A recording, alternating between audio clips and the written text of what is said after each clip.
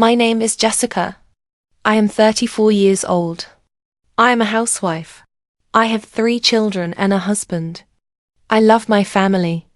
My life looked perfect. My house was clean. My children were healthy. My husband worked hard and left every morning on time. My days started much earlier than everyone else's. Before the alarm clock rang, I was already awake. I put the kettle on. I prepared breakfast. I packed lunch boxes. My children came into the kitchen half asleep. They ate without thinking much. Sometimes they complained if fruit was missing or clothes weren't ready. But almost never did they ask me, "Mom, have you eaten?" My husband kissed me on the forehead. "Thanks, love, for everything. I'm late." Sometimes he praised my cooking in front of friends. "How well your wife cooks," they said. He smiled proudly. He never saw that I had slept 30 minutes less to make that lunch. My house looked perfect. Clean rooms, folded clothes, food on the table.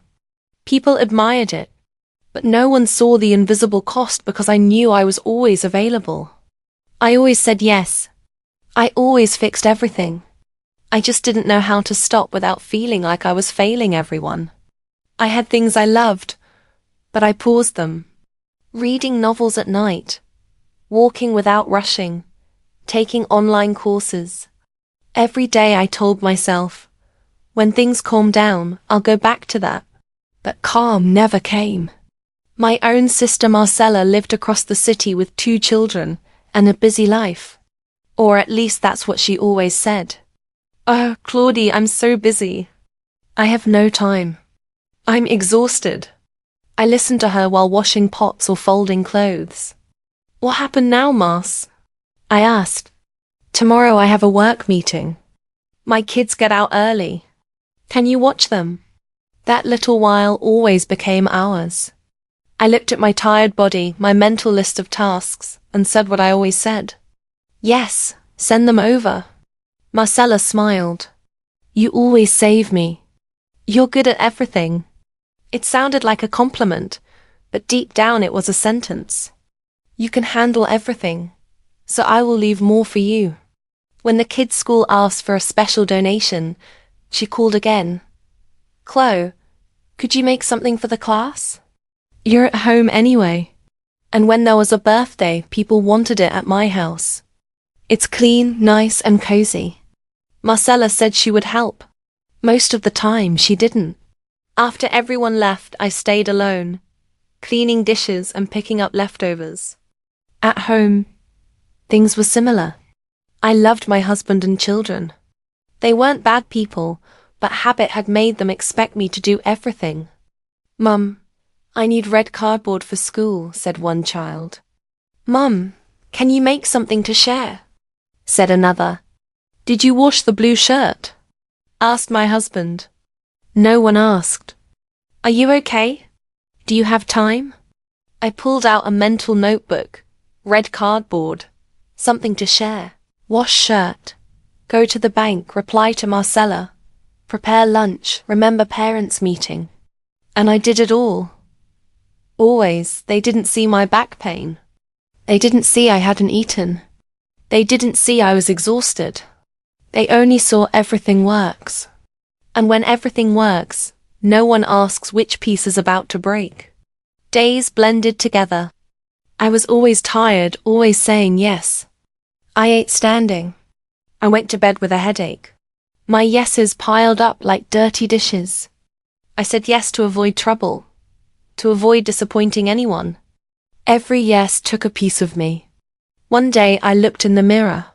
I didn't know who I was anymore, only who I served. At first, I thought I was just tired, but my body spoke. My heart raced. I got short of breath. I forgot things. I snapped over small things. One night, my hands trembled. My chest felt heavy. I cried, not because something terrible happened, but because I had done this to myself for years. The next morning, I woke with fever and dizziness. My body forced me to stop. I messaged Marcella today. "I feel bad. I can't watch the kids. She said, "Oh, just for a little while. Please help."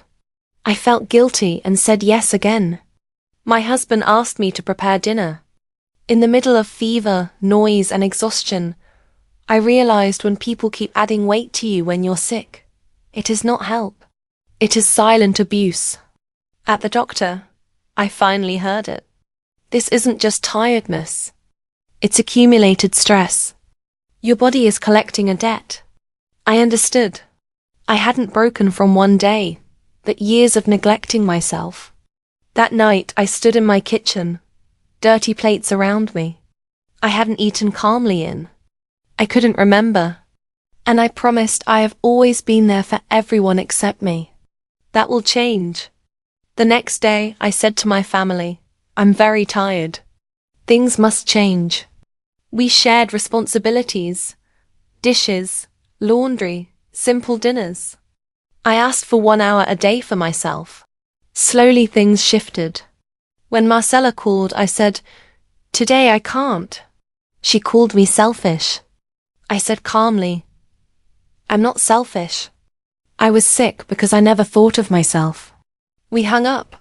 I felt relief. I walked alone sometimes. I read again. I took my course. I didn't stop being kind. I just stopped being last. Saying no to what destroys you is saying yes to life. So I ask you, where are you on your own list?